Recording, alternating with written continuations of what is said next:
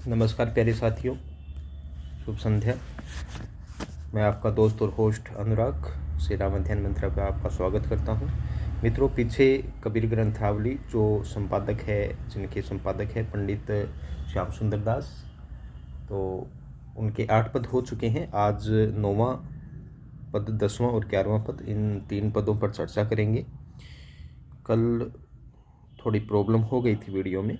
चलो चलते हैं, वही हम देखेंगे। सबसे पहले पढ़ेंगे, कठिन अर्थों को जानेंगे, व्याख्या विश्लेषण करेंगे, तत्पश्चात हम उनके कला पक्ष को भी देखेंगे। तो पद संख्या ये जो 8 है, 9 है, वो आपके समक्ष से 8 तक हो गया है। ये पद संख्या 9 हम करने जा रहे हैं, तो इसी पे चर्चा कर रहे हैं। सबसे पहले उसको पढ़ लेते हैं। ये देखिए यहाँ, इति तत् राम जपहु रे प्राणी, बूझो अकथ कहानी, हीर का भाव होई जा ऊपरी, जागृत रेनी बिहानी। तो पहली बात, ये जहाँ हीर आपको दिखाई दे रहा है, ये यहाँ पे मिसप्रिंट है, तो ये हरि शब्द है वास्तविकता में। इन 2 पंक्तियों को देख लेते हैं। सबसे पहले कठिन अर्थ को जान लेते हैं। इति मतलब यही, तत् का मतलब होता है तत्व, यानी कि परम तत्व। और परम तत्व कौन है? राम। जपहु, जाप करो, ये रे संबोधन दिया गया है। प्राणी मतलब जीवात्मा को कहा गया है, साधक को कहा गया है। बूझो का मतलब होता है समझना। एकत का मतलब एकथनीय, जो अभी तक कही नहीं गई हो, जो जिसे कहा न जा सके। कहानी का मतलब कहानी हो जाएगा, कहानी। हरि, हरि का मतलब ईश्वर। भाव का मतलब भाव हो जाएगा ईश्वर के प्रति प्रेम भाव। होई, जा मतलब जिसके ऊपर, होई मतलब होगा, ऊपरी मतलब ऊपर हो जाएगा। जागृत, जागृत मतलब जागता रहता है। रैनी का मतलब रात्रि हो जाएगा, और रात्रि कौन सी है? अज्ञान रूपी, अज्ञान रूपी रात्रि। ठीक है। और यहाँ बिहानी का अर्थ क्या हो जाएगा? व्यतीत करना या काटना। ठीक है। यानी कि अगर अज्ञान रूपी जीवन में आंधी आ भी जाएगी, तो वो ज्ञान के कारण उसे क्या कर लेगा? ज्ञान पूर्वक उसे व्यतीत कर लेगा, यदि क्या होगा? ईश्वर का उस पर अनुग्रह होगा। तो इन 2 पंक्तियों का अर्थ हम देख लेते हैं, क्या होगा, व्याख्या विश्लेषण देख लेते हैं। तो कबीरदास जी कहते हैं कि अरे प्राणी, अरे जीव, इस जगत के जो परम तत्व राम हैं, उनका क्या करो? जाप करो। और जो ज्ञान की एकथनीय कहानी है, उसको क्या करो? समझो। मैं तो ये कहता हूं कि जिस पर हरि का क्या हो? अनुग्रह होता है, हरि का अनुग्रह, उसका आशीर्वाद रहता है, तो वह उस अज्ञान से जन्मी जो सांसारिक जीवन की रात्रि है, रैनी मतलब रात्रि है, उसको ज्ञान पूर्वक क्या करता है? व्यतीत करता है। यहाँ जागृत का अर्थ ज्ञान भी हो सकता है, क्योंकि जागृत का अर्थ होता है चेतन, और चेतन का अर्थ होता है ज्ञान। ठीक है। अब चलते हैं नेक्स्ट 2 पंक्तियों पे, देखते हैं। 4 पंक्तियों पे चलते हैं। देखो, पढ़ लेते हैं पहले। डाइन डायरे सुनहा डौरे, सपन रहे वन घेरई, पंच कुटुम मिली झूझन लागे, बाजत सबद संधेरई, रोहई मृग सस्सा बन घेरे, पारदी भाण न मेलई, सायर जले सकल बन दाझई, मंज अहेरा खेले। यहाँ तक देखते हैं मित्रों इन 4 पंक्तियों को। पहले कठिन अर्थ जान लेते हैं। तो सबसे पहले दे रखा है डाइन। डाइन का मतलब होता है डाकिन, लेकिन जो डाकिन है वो कौन सी है? डाकिन आपको पता है, वो नहीं है जो छमछम करती है, डाकिन तो होती है। खैर, समझ में नहीं आया होगा आपके। तो ये जो डाकिन है वो है माया रूपी, माया रूपी डाकिन। ठीक है। डाकिन कौन सी है? माया रूपी डाकिन। तो मित्रों, आपको बता देता हूं, ये जो भाषा है वहां पर प्रतीकात्मक भाषा का प्रयोग किया गया है। प्रतीकों के माध्यम से सब कुछ बताया गया है। जैसे प्रतीक क्या हो गए, अब डाकन किसका प्रतीक है? माया का प्रतीक है। ठीक है। अब यहाँ आया है, डायरी का अर्थ होता है डालना, सुनहा का अर्थ होता है कुत्ता, लेकिन कुत्ता कौन सा? मन रूपी कुत्ता। कौन सा? मन रूपी कुत्ता। डोरी का मतलब बंधन हो जाएगा। सपंद, सपंद का अर्थ होता है सिंह, और सिंह कौन सा? अहंकार रूपी, अहंकार, अहंकार रूपी सिंह। और वन यहाँ पर दे रखा है जीवन रूपी वन। ठीक है, जीवन रूपी वन। धेरई का अर्थ होता है घेरे हुए है। अब देखो आगे, पंच कुटुंब, ये आया है मित्रों इंद्रियों के लिए। ठीक है, ये जो हमारी 5 इंद्रियां होती है उसके लिए आया है। मिली मतलब मिलकर। ठीक है, और यहाँ जो 5 इंद्रियां हैं वो किसके रूप में आई है? ये 500 इंद्रियां विषयों के रूप में आई है। ठीक है, विषय रूपी 5 इंद्रियां। तो आप यहाँ दे सकते हैं विषय रूपी 5 इंद्रियां, 5 इंद्रियां। ठीक है, ये भी आया है। झूझन का मतलब झगड़ना हो गया। संधेरी, संधेरी का अर्थ होता है सघन। शब्द का मतलब शब्द हो जाएगा, नाद हो जाएगा, ध्वनि हो जाएगा। बाजत का मतलब बज रहे हैं। ठीक है, यानी कि भोग, भोग जो विलास होते हैं, या आप यहाँ बहुवचन में प्रयोग करेंगे, भोगों का सघन नाद सुनाई दे रहा है, शब्द सुनाई दे रहा है। रोहई मृग, रोहई का अर्थ होता है विचरण करना। मृग कौन सा है? मृग है तृष्णा रूपी। मृग का अर्थ हिरण होता है, यानी कि जो तृष्णा रूपी मृग है वो रोहई मतलब विचरण करता है। ससा का अर्थ होता है खरगोश, और खरगोश कौन सा है? वासना रूपी। खरगोश कौन सा है? वासना रूपी खरगोश। ठीक है, बन का अर्थ वापस जीवन आ जाएगा। घेरई का अर्थ घेरे हुए है। पारधी का अर्थ होता है शिकारी। ठीक है, और शिकारी किस रूप में आया है? शिकारी आया है जीवात्मा रूपी शिकारी। बाण का मतलब बाण हो जाएगा। ने मतलब नहीं। मेलई मतलब चलाती है। ठीक है, सायर, सायर का अर्थ हो जाएगा सागर। ठीक है, तो सागर यहाँ किसका प्रतीक है? विषय वासनाओं का। सागर किसका प्रतीक है? विषय वासनाओं का, विषय वासनाओं का। ठीक है, जलई मतलब जल रहा है। सकल मतलब सारा। बन दाजई, दाजई मतलब ये भी जलना ही होता है, एक प्रकार से भस्म होना कह सकते हो, जलना हो सकता है। और बन का अर्थ जीवन होता ही है। मंच, मंच का अर्थ वैसे मछली होती है, और मछली समुद्र में रहती है। तो ये एक अचंभे की बात है कि समुद्र में आग लगी हुई है, फिर भी उसके अंदर जो मछली है वो खेलई मतलब क्रीड़ा कर रही है। अब समझिए कि भाई ये जो संसार है वो क्या है? पूरी तरीके से मोह माया से, वासना से, विषय वासनाओं से जल रहा है। अब जो साधक होगा वो एक ऐसी मछली होगी कि वो इस आग में भी खेलता रहता है। भाई हम जैसे तो आम आदमी हैं, लेकिन कुछ एक ऐसे मनुष्य होते हैं जिनको कोई लेना देना नहीं होता। उनको किसी प्रकार का मतलब एप्पल जो भी होता है, वो प्रो होता है, कौन सा होता है, वो उनको नहीं चाहिए। ठीक है, ये चीज़। तो इन 4 पंक्तियों का हिंदी अर्थ जान लेते हैं। देखिए, तो आगे कबीरदास जी क्या कहते हैं कि जो माया रूपी डाकिन है, ठीक है, जो माया रूपी डाकिन है उसने मन रूपी कुत्ते को सर्वत्व डोरे मतलब बंधन में डाल रखा है। बंधन के डोरे उसमें डाल रखे हैं। इस जीवन रूपी वन पर, ये जो जीवन रूपी वन है उसके ऊपर अहंकार रूपी सिंह का क्या है? अधिकार है। और जो विषय रूपी जो 500 इंद्रियां हैं वो मिलकर क्या कर रही है? झगड़ रही है। और भोगों का सघन शब्द है वो आपको सुनाई दे रहा है। तृष्णा रूपी मृग है वो क्या कर रहा है? इस शरीर पर विचरण कर रहा है। और वासना रूपी जो खरगोश है वो इस शरीर को घेरे हुए है, यानी वन रूपी जो शरीर है उसको घेरे हुए है। पर फिर भी देखिए, जो साधक रूपी शिकारी है, जीवात्मा रूपी शिकारी, इस पर बाण नहीं चलाता है, क्योंकि उसे भी मजा आने लग जाता है। ठीक है, फिर आगे देखते हैं। ये जो विषय वासनाओं रूपी भव सागर है वो पूरी तरीके से जल रहा है। ठीक है, और यूँ मान लीजिए कि उसमें जो वेष्टि का जो जीवन वन है, वन रूपी जो जीवन है वो भी क्या है? भस्म हो रहे हैं। ऐसी अवस्था में भी जो साधक है, जो जीवात्मा है, वो उसमें केली कर रहा है, क्रीड़ा कर रहा है। यानी कि भाव यह है कि विरक्त साधक ही इस माया रूपी संसार से मुक्त हो सकता है। बाकी तो आप ही त्रेड़ा मणि बनाई।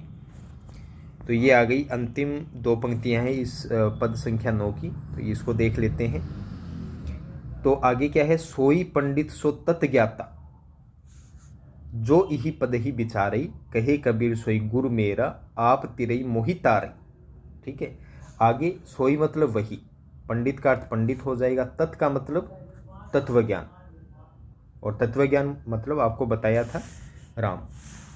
ठीक है, ज्ञाता मतलब जानकार हो जाएगा। इही, इही का मतलब यही, पद ही मतलब पद, विचारी मतलब विचार करना। कहे मतलब कहते हैं, कबीर का अर्थ कबीर हो जाएगा। सोई मतलब वही, गुरु का मतलब गुरु, मेरा मतलब माई हो जाएगा, आपका मतलब आप हो जाएगा, तिरई मतलब पार कर दे, मोही मतलब मुझे, तारई मतलब मुझे भी पार करवा दे। तो यहाँ तक इन दो पंक्तियों का देख लेते हैं।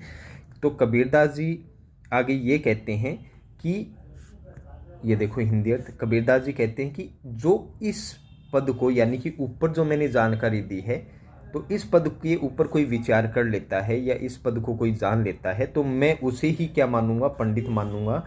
उसे ही जो तत्व ज्ञान है उसका क्या मानूंगा, ज्ञाता मानूंगा। फिर आगे कबीरदास जी कहते हैं कि मेरा गुरु तो वही है।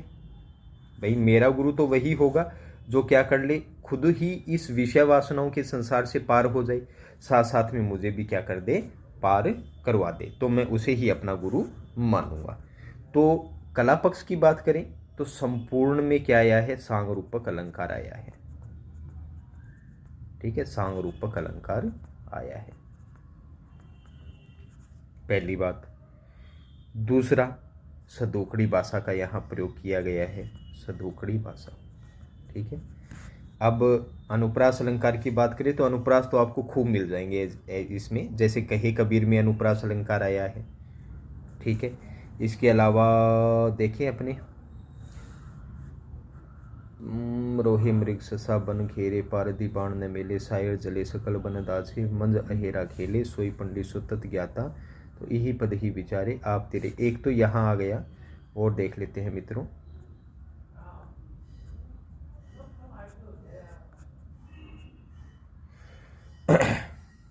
बस ऐसा मान लीजिए, जहां आपको जैसे ये डाइन डारे दिख गया, जैसे ये डाइन डारे दिख गया, यहाँ पर भी क्या है, डैवर्ण की आवृत्ति से अनुप्रास अलंकार है, ऐसे आप इसमें देख लेना।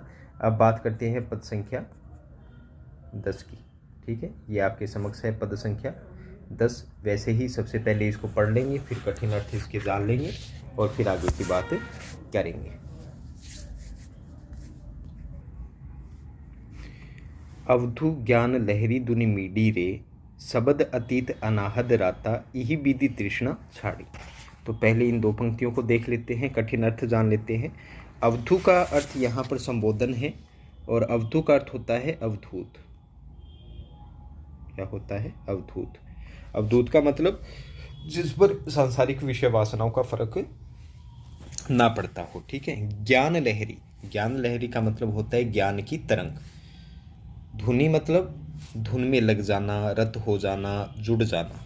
ठीक है, मिड का मतलब, मिडी रे का मतलब हो जाता है स्थापित हो जाना, मंडित हो जाना, यानी कि ज्ञान की लहर में मंडित हो जाना। शब्द अतीत अनाहद राता, अनाहद ये एक प्रकार का शब्द है, ध्वनि है। राता का अर्थ होता है रत हो जाना, अनुरक्त हो जाना। अतीत का मतलब होता है कालातीत, काल के अतीत में। शब्द मतलब ज्ञान रूपी शब्द हो जाएगा। यही विधि, इस प्रकार से।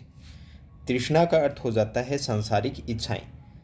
छाड़ी का मतलब होता है छोड़ देना। ठीक है, सॉरी। अब इसका जो हिंदी अर्थ है वो जान लेते हैं, व्याख्या विश्लेषण जान लेते हैं। तो कबीरदास जी है वो कहते हैं, अवधूत को संबोधित करते हुए कहते हैं, साधक को संबोधित करते हुए कहते हैं कि अरे साधक, अब तो क्या है कि जो साधक है, या यूँ कह सकते हैं अरे अवधूत, अब तो साधक ने जो ज्ञान रूपी तरंग है, ज्ञान लहरी मतलब ज्ञान रूपी तरंग है, उसमें अपना स्थान बना लिया है। ठीक है, उसमें अब खुद को मंडित कर लिया है, उसमें खुद को अनुरक्त कर लिया है। वह अब कालातीत जो अनाहद होता है, अहमदनाद होता है, उसमें क्या हो गया है, अनुरक्त हो गया है। और इस प्रकार से उसने अपनी जो संसारिक इच्छाएं होती है वो नष्ट कर दी है, अर्थात छोड़ दी है। अब चलते हैं मित्रों नेक्स्ट पंक्तियों पे, देखते हैं। बन के संशय समद पर किया, मच्छा बसई पहाड़ी, सुई पीवई ब्राह्मण मत वाला, फल लागा बिन बाड़ी, बाढ़ बुणी कोली में बैठी, मैं खूंटा में गाड़ी, ताणे बाणे पड़ी अनवांसी, सूत कहे बुणी गाठ, यहाँ तक देखते हैं मित्रों, इन 4 पंक्तियों को देख लेते हैं। सबसे पहले एक गलती मैं आपको बता देता हूँ, ये जो बाढ़ आपको दिखाई दे रहा है, ये बाढ़ नहीं है, ये है साढ़, साढ़, ठीक है।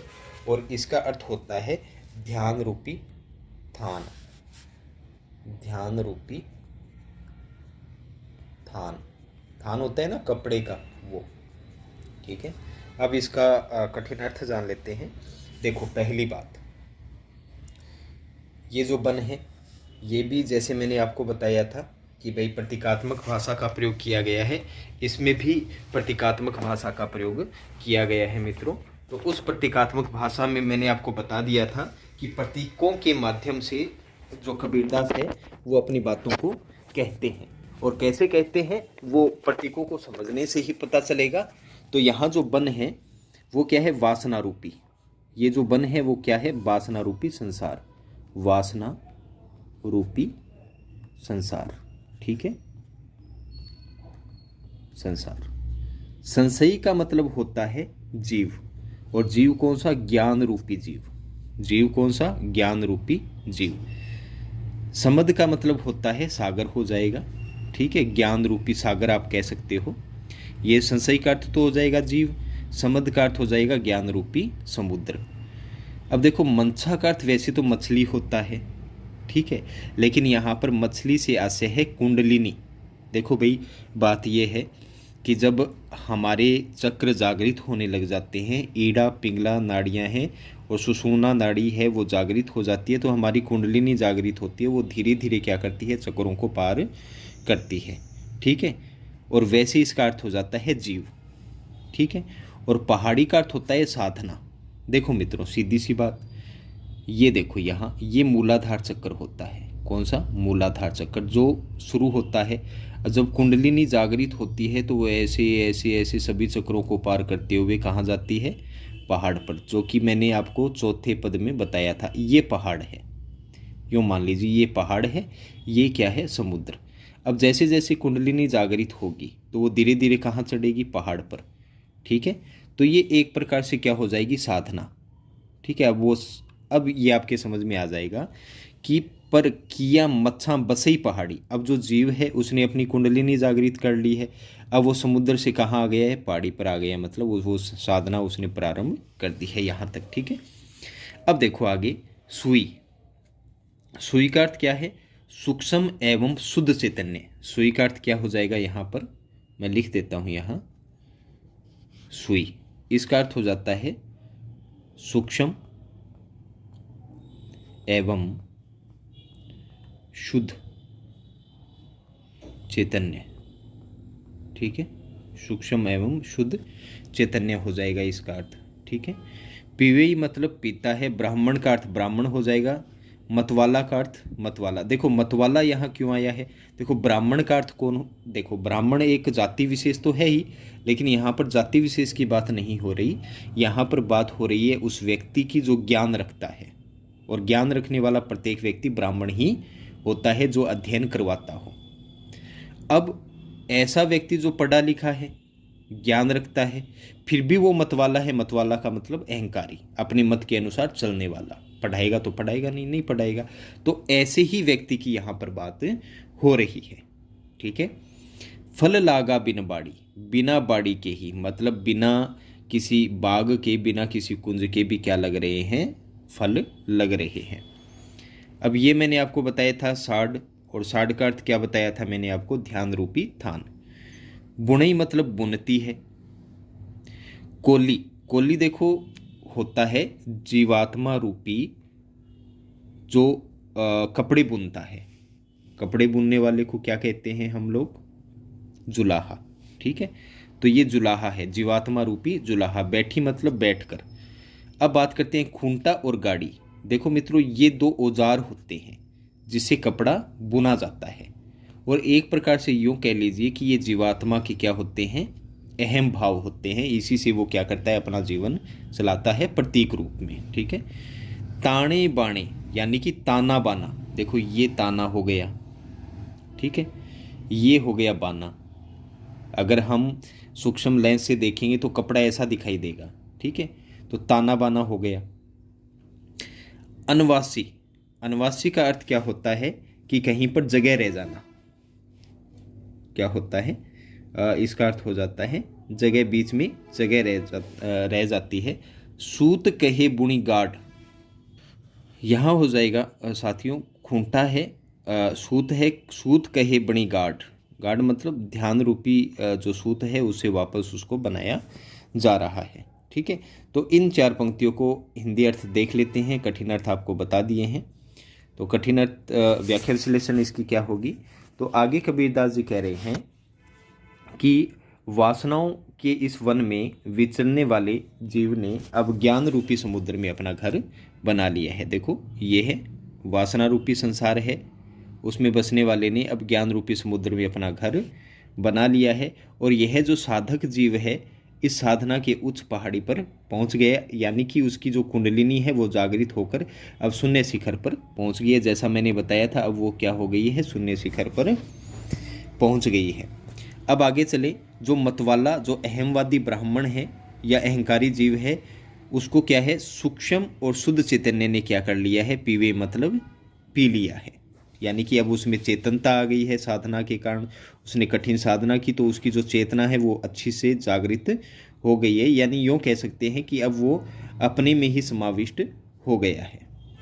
ठीक है, अब चलते हैं आगे। और ये जो ब्राह्मण को ज्ञान प्राप्त हुआ है उसके जो फल हैं वो क्या है, बिना खेती बाड़ी के ही क्या हो रहे हैं, लग रहे हैं। इसमें कोई मेहनत करने की ज़रूरत नहीं पड़ी है। यूँ कह सकते हैं भाव ये है कि ज्ञान की प्राप्ति सहज रूप में होती है, विधि विधानों के निर्वाह से नहीं, यानी कि वेद वगैरह पर चलने से नहीं होती, ऐसा कबीरदास जी कह रहे हैं। अब आगे चलते हैं। साढ़ बुणई कोली में बैठी मैं खूंटा में गाड़ी। अब देखो साढ़ का अर्थ मैंने आपको बताया तो था, लेकिन अगर इस पंक्ति के अनुसार हम देखें साढ़ का अर्थ, तो यानी कि वो हो जाएगा जीवात्मा रूपी जुलाहा है, वो कोली में बैठकर क्या कर रही है, बुनई मतलब जो थान होता है, कपड़ा होता है, वो क्या कर रही है, बुन रही है। और खूंटा में गाड़ी, और खूंटा और गाड़ी क्या है, उसके औजार हैं, या यूँ कह सकते हैं जीव के अहम भाव है। ठीक है, अब आगे चलते हैं। ताणे बाणे पड़ी अनवासी, और जब जीवात्मा ये कपड़ा बुन रही थी तो उस ताने बाने में क्या हो गया, अलगाव रह गया, थोड़ा उसमें क्या रह गया, गैप रह गया था। तो आगे वो कह रही है सूत कहे बुनी गाठ, तो मैं उसे ध्यान रूपी जो सूत होता है उसे बड़ी ध्यान से उसे क्या कर देता हूँ, बना देता हूँ, बुन देता हूँ, ताकि उसमें कोई कमी न रहे। अब चलते हैं नेक्स्ट पंक्तियों पर मित्रों। ये जो नेक्स्ट पंक्ति 2 बची है इसके बारे में देख लेते हैं। कहे कबीर सुनहु रे संतो, अगम ज्ञान पद माही, गुरु प्रसाद सुई की नाकई, हस्ती आवे जाही। यहाँ तक देखते हैं साथियों। कही मतलब कहते हैं, कबीर का मतलब कबीर, रे संतो ये संबोधन हो गया, सभी संतों साधकों को कह रहे हैं। सुनहु मतलब सुनो, अगम का मतलब अगम्य, ज्ञान का मतलब ज्ञान हो जाएगा, पद माही पद के अंदर, गुरु प्रसाद यानी कि गुरु की कृपा से, सुई की नाके मतलब सुई की नोक से, हस्ती अहंकार रूपी हाथी, यहाँ रूपक अलंकार आया है वापस। और मित्रों सभी में रूपक अलंकार है, जहाँ प्रतीक आता है मैंने आपको बताया था कि सिंह रूपी अहंकार है, तृष्णा रूपी मृग है, वासना रूपी खरगोश है, मन रूपी कुत्ता है, इसमें सब में रूपक अलंकार आया है। अब यहाँ इसी प्रकार हाथी किसका प्रतीक होता है, अहम भाव का प्रतीक होता है।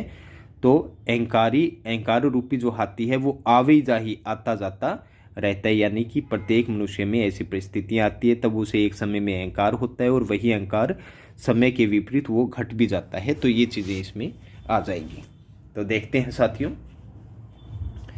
तो कबीरदास जी आगे क्या कहते हैं। कबीर जी कहते हैं कि हे संतो सुनो, गुरु के अनुग्रह से इस अगम्य ज्ञान में प्रतिष्ठित इस अगम्य ज्ञान में प्रतिष्ठित होने पर सूक्ष्म तत्व रूपी सुई, ये देखो ये सूक्ष्म तत्व रूपी सुई है, यानी कि जो सूक्ष्म तत्व हम प्राप्त करते हैं ना, जो परम तत्व की बात हो रही थी उसी की, तो सूक्ष्म तत्व रूपी सुई की नोक से अहंकार रूपी हाथी आता जाता रहता है। अर्थात अहंकार की क्रियाओं से साधक का चैतन्य वो अपरिचित ही रहता है तथा जीव की क्रियाएं भी चलती रहती है। ये इसका हो गया। और कला पक्ष की बात करें तो सांगरूपक अलंकार आया है, सधोकड़ी भाषा का प्रयोग किया गया है। ठीक है मित्रों, अब चलते हैं नेक्स्ट पद की ओर। ये आपके समक्ष आ गया पद संख्या 11। पहले पढ़ लेते हैं इसको, फिर कठिन अर्थ जान लेंगे। एक अचंबा देखा रे भाई, ठाड़ा सिंह चरावे गाई, पहले पूत पीछे भई माई, चेला के गुरु लागे पाई। पहले इसको पूरे को पढ़ लेते हैं, फिर समझ में आएगा। जल की मछली तरवर ब्याई, पकड़ी बिलाई मुर्गे खाई, बेलही डारी गुनी घरी आई, कुत्ता कूक ले गई बिलाई, तलीकर सासा ऊपरी करी मूल, बहुत भांति जड़ लागे फूल, कहे कबीर या पद को बूझे, ताकू तीनों त्रिभुवन सूझे। यहां तक देखते हैं मित्रों। यहां आपको सीधे सीधे समझ में आ रहा है कि एक अचंबा मैंने देखा कि सिंह, ये क्या है, सिंह है, सिंध का अर्थ होता है सिंह। चरावी मतलब चराता है, गाय मतलब गाय। क्या सिंह कभी गाय चरा सकता है क्या? अब देखो, पहले पूत पीछे भई माई, यानी कि पहले तो पुत्र का जन्म हुआ और उसके बाद में वो माता बनती है, उल्टी बात है। चेला के गुरु लागे पाई, अब चेला है उसके गुरु पांव लगते हैं, उल्टी बात है। ठीक है। जल की मछली तरवर ब्याई, तरवर का मतलब पेड़, ब्याई मतलब जन्म देना, और मछली समुद्र में रहती है लेकिन फिर भी पेड़ के ऊपर वो क्या करती है, बच्चे को जन्म देती है, उल्टी बात है। पकड़ी बिलाई मुर्गे खाई, यानी मुर्गा होता है वो बिल्ली को पकड़ कर खा रहे, देखो उल्टी बात है। तो मैं आपको ये कहना चाहता हूं कि यहां पर कबीर ने उल्टबासियों का प्रयोग किया है। किसका प्रयोग किया गया है? उल्टबासियों का। आपने नाम तो सुना ही है कि भाई कबीरदास जी उल्टबासियों का प्रयोग करते थे नाथ सिद्धों की भांति। अब ये होती है मित्रों उल्टबासियाँ, और इनका प्रत्येक का क्या होता है, एक अर्थ होता है, प्रतीक होता है। तो आपको समझ में आ जाएगा जब मैं आपको प्रतीक बताऊंगा। तो ये सारी उल्टबासियाँ जब प्रतीक बताऊंगा, पहले इसका साधारण अर्थ देख लेंगे, फिर आपको उसको प्रतीक रूप में आपको व्याख्या करवा दूंगा इसकी। ठीक है, पहले कठिन अर्थ जान लो इसके। अचंबा का मतलब आश्चर्य, ठाड़ा मतलब खड़ा था, सिंध का मतलब सिंह हो जाएगा, गाय का मतलब गाय हो जाएगा, पूत का मतलब पुत्र हो जाएगा, पीछे मतलब भई मतलब हो गई, माई का मतलब माता। यहाँ पर कहने की जरूरत नहीं है। तरवर का अर्थ पेड़ होता है, वृक्ष होता है, ब्याई मतलब जन्म देना, पकड़ी मतलब पकड़कर, पिलाई मतलब बिल्ली, मुर्गई का मतलब मुर्गा हो जाएगा, खाई मतलब खाना, बेलही मतलब बेल जो होता है ना, गोदा, बुल, रेड बुल है वो तो लाल गोदा हो जाएगा, डारी मतलब डालकर, गुनी का मतलब होता है यहाँ पर बोरी, जिसमें घास फूस जो नीरा होता है ना, जिससे हम पशुओं को नीरते हैं, कुत्ते को, ले गई बिलाई का मतलब बिल्ली, तलीकर का अर्थ यहाँ होता है वृक्ष। ठीक है। सासा का मतलब शाखा, ऊपर करी मतलब कर देना, मूल का मतलब जड़।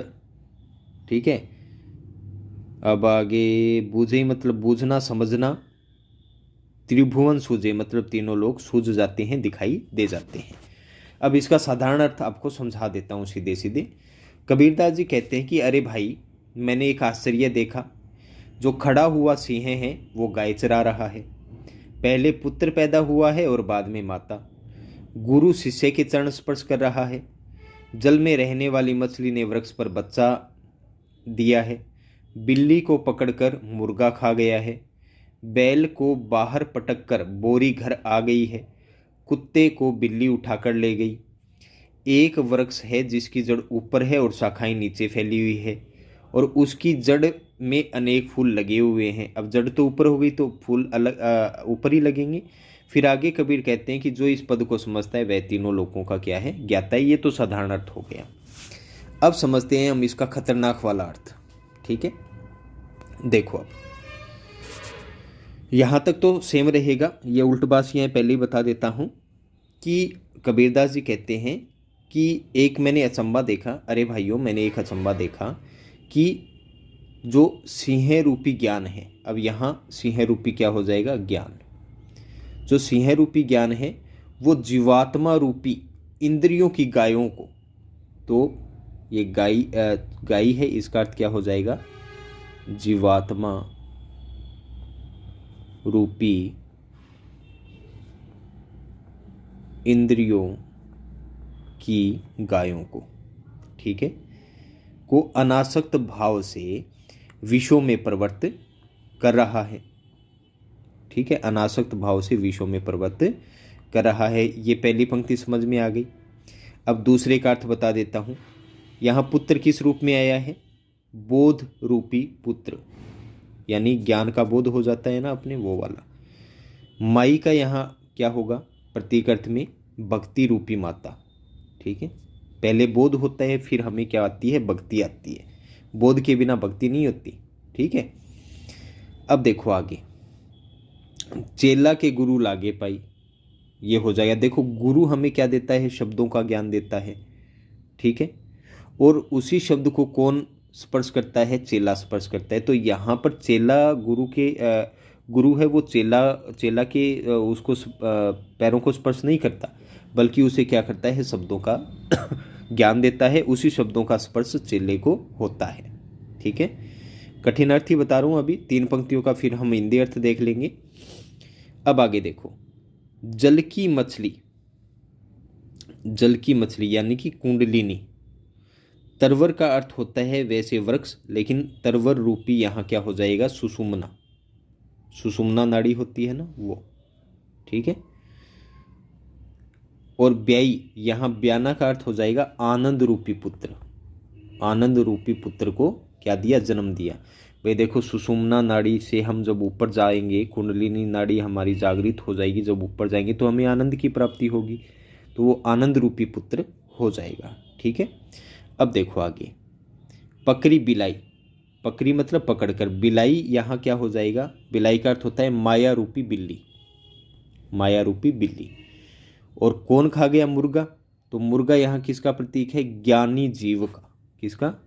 ज्ञान रूपी, ज्ञानी जीव रूपी मुर्गा, ज्ञानी जीव रूपी मुर्गा, ठीक है। ये हो जाएगा इसका अर्थ। अब खाई मतलब खा गया। इन तीनों का अर्थ जान लेते हैं अपने, ठीक है। देखो, तो आगे पहली पंक्ति का हो गया। अब आगे की 3 पंक्तियों की हम 2 पंक्तियों की हम बात कर रहे हैं। तो कबीरदास जी आगे क्या कह रहे हैं कि पहले तो बोध रूपी पुत्र पैदा हो गया, उसके बाद में भक्ति रूपी माता, फिर जो तत्व ज्ञानी जीवात्मा में उपदेश के शब्द समा गए हैं, ठीक है। तो ये तो देखो हो गया क्या? तत्व ज्ञानी जीवात्मा। उपदेश कौन देता है? गुरु। तो जो तत्व ज्ञानी जीवात्मा है, उसमें उपदेश के क्या हो गए? शब्द समा गए हैं, ये उसी के प्रतिपादक बन गए हैं। क्लियर है? यानी कि तत्वमसी एक ज्ञान होता है, यानी कि तत्वमसी आदि वाक्य जीवात्मा के वास्तविक स्वरूप का ही प्रतिपादन करते हैं। ये शब्द ही गुरु है, ठीक है। यह प्रतिपादन ही गुरु द्वारा चेले का चरण स्पर्श है, वास्तविकता में चरण स्पर्श नहीं है। फिर आके देखो, जो कुंडलिनी रूपी जो क्या है? मछली है, उसने सुषुम्ना रूपी वृक्ष के शून्य शिखर पर क्या कर लिया है? देखो, मछली किसका प्रतीक है? कुंडलिनी का। और तरवर किसका प्रतीक है? मैंने आपको बताया था ऊपर भी अर्थों में, सुषुम्ना का। तो जो कुंडलिनी रूपी मछली है, उसने सुषुम्ना रूपी वृक्ष के शून्य शिखर पर पहुंचकर आनंद रूपी पुत्र को क्या दिया है? जन्म दिया है। वहीं पर मुर्गे रूपी ज्ञानी जीव ने माया रूपी बिल्ली को खा लिया है। यहां तक समझ में आया? अब चलते हैं आगे की ओर, इन 2 पंक्तियों को देखते हैं। बेलही। अब बेलही यहाँ किसका प्रतीक है? बेलही यहाँ पर प्रतीक है पाप पुण्य का संचित कर्म। लिख देता हूं, पाप पुण्य का संचित कर्म, ठीक है। पाप पुण्य का संचित कर्म हो जाएगा बेलही। फिर आगे गुनी का अर्थ मैंने बताया आपको, बोरी। क्लियर है? अब देखो, कुत्ता। कुत्ता प्रतीक है मोह रूपी कुत्ता। बिलाई आपको ऊपर बताया माया रूपी, ठीक है। अब देखो, तलीकर। तलीकर का अर्थ होता है वृक्ष, शाखा हो गया इसका अर्थ। मूल का मतलब जड़ हो गया। और फूल किसका प्रतीक है? मोक्ष व सिद्धि का, मोक्ष व सिद्धि का। अब इन 2 पंक्तियों का हिंदी अर्थ हम जान लेते हैं।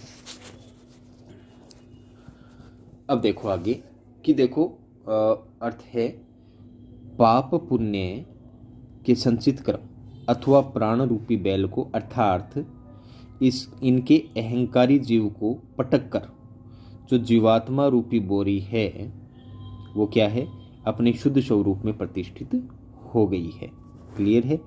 या यूं कह सकते हैं प्राण और कर्म का मूल आश्रय शुद्ध चैतन्य ही है, अतः वही इस रूपक में गुणी रूप आया है। क्लियर है? अब आगे देखते हैं। अब देखो, विषय भोग के मोह रूपी कुत्ते को माया रूपी बिल्ली है वो अपने साथ लेकर चली गई है, और इस संसार रूपी वृक्ष का, ये क्या हो जाएगा, संसार रूपी वृक्ष का मूल माया से ऊपर क्या है, चैतन्य है। मूल माया से ऊपर क्या है, चैतन्य है, और उसका प्रसार नीचे क्या है, माया। यानी कि उसकी जो शाखाएं फैली हुई है, वृक्ष को क्या किया हमने, उल्टा किया है, इसकी ये शाखाएं फैली हुई है, जड़ क्या है, नीचे है। ठीक है? तो संसार रूपी जो वृक्ष है उसकी जो मूल है वो तो माया से ऊपर चैतन्य है। ये जो चैतन्य है माया से ऊपर, और चैतन्य में जाके ही माया से छुटकारा पा सकते हैं, और उसका प्रसार नीचे माया में है, शाखाएं माया के रूप में फैली हुई है, और जो उसके मोक्ष सिद्धि आदि फल फूल है इसकी ऊपर जड़ में ही लगते हैं। क्लियर है? या यूँ कह सकते हैं, अथवा ज्ञान रूपी वृक्ष का मूल क्या है, चैतन्य है। मूल का अर्थ जड़ होता है वैसे, अब ये वृक्ष है उसका जो जड़ होता है ना वही चैतन्य होता है, और उसकी वृत्ति रूप प्रसार माया में ही है। क्लियर है? अब आगे कबीरदास जी कह रहे हैं कि जो इस पद को क्या होता है, बुझई मतलब समझ जाता है, उसी को मैं क्या मानता हूँ, तीनों लोकों का ज्ञाता मानता हूँ, अर्थात उसे तीनों लोक दिखाई देने लग जाते हैं। क्लियर है साथियों? अब इसके कला पक्ष की अगर बात करें तो पहले पूत यहाँ अनुप्रास अलंकार हो गया। क्लियर है? इसके अलावा संपूर्ण में सांग रूपक अलंकार है, और कह सकते हैं रूपक अलंकार ही है, सदुखड़ी भाषा का प्रयोग हुआ है। तो साथियों ये हमारे 11 तक पद हो गए हैं। मिलते हैं नेक्स्ट वीडियो में नेक्स्ट पदों के साथ। मेरी शुभ मनोकामनाएं आपके साथ है। अगर आपको कुछ भी समझ में नहीं आता है तो आप कमेंट बॉक्स में कमेंट कर सकते हैं। जय हिंद, जय भारत साथियों।